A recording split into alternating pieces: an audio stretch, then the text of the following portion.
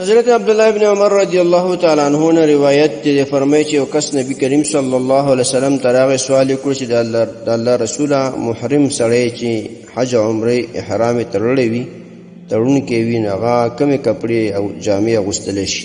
نبی رسول الله ته ویل د په حالت د احرام کې نه کمیس اغوستل شي او نه پټګي ول شي نه خولي په سلور شي نه پرتوګو نه خولي نه سپلې بوټان دا شینا نشي استعمالولای یعنی صرف ما احرام باچی بس کمیس بالین واسکټ کرتی دا شیزونه به نه پسر نه وندي او نه بس خولي پسروي نه پټګي پسروي او دارنګي بوټان موزیب هم نه چي چاغه خنګري پکې پټ شي بلکې خنګري به ښکاری دا چپړه کې جن سبا راځي هغه به استعمالي.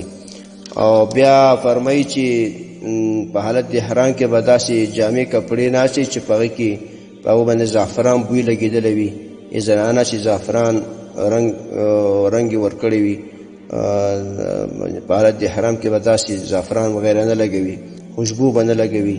د دې حدیث روایت صحیح بخاري او صحیح مسلم کړی دی.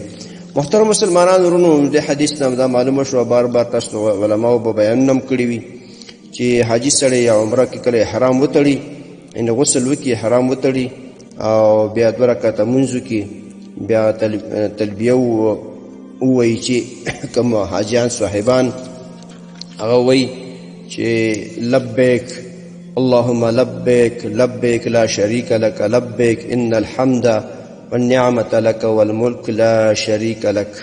دا تلبیه چې وایي بس دی اوس احرام کې شو نو اوس به دا عطر نه استعمالي خوشبو به نه استعمالوي. زنانه هم چې دا زنانه خپل جامې کالي ماغې حرام دی 2 رکعاته مونځ وکړو دا تلبیه ځان سره په کلار وویلي یعنې بعد به زعفران غوندې خوشبو وغیره نه استعمالوي سړي به خوشبو وغیره نه استعمالوي او دارنګې بلین واسکاټ کرتۍ خولۍ پټګۍ دا به نه پسوي. په حالت د حرام کې حاجیانو نه پکار ده چې دې مسلو ته خیال وکړي.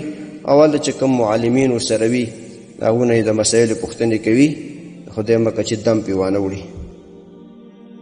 محترمو مسلمانانو ورونو تاسو ته چې کوم روزانه د حدیث د مفهوم راځي نو د مهربانۍ او د ثواب له مخې نور مسلمانانو ته لیږدوئ او شیر کوئ.